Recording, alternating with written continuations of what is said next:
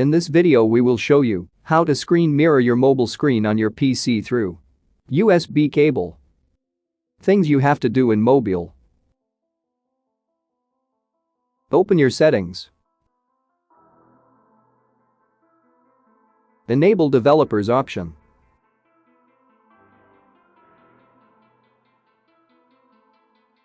Enable USB debugging. Things you have to do on computer. Download the mirror folder link in description and extract it.